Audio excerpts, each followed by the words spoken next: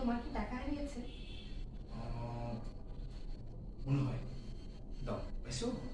হ্যাঁ পেয়েছি, কিন্তু তার আগে তুমি আমাকে 1000 টাকা।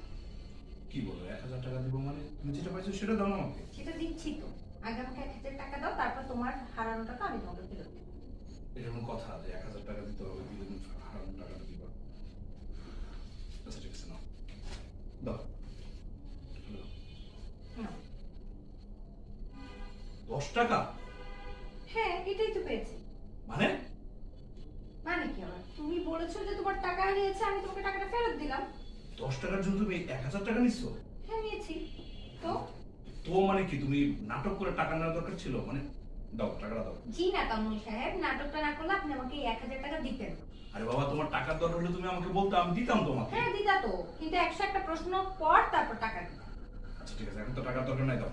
কে বলেছে দরকার নেই? দরকার না হলে আমি এত নাটক করি? অবশ্যই দরকার আছে। কি করবা তুমি? আমি পিৎজা অর্ডার করেছি, একটু পরে ডেলিভারি ম্যান আসবে, তখনই টাকাটা আমার লাগবে। আরে কি আশ্চর্য, তুমি মানে 10 টাকা দিয়ে তুমি 1000 টাকা নিলা? এমনি মানি ব্যাগে মাত্র 2000 টাকা ছিল, এর মধ্যে 1000 টাকা নিয়ে গেছে। কি বোকা। বোকা দিয়ে তো সাদিয়ে যাবে না।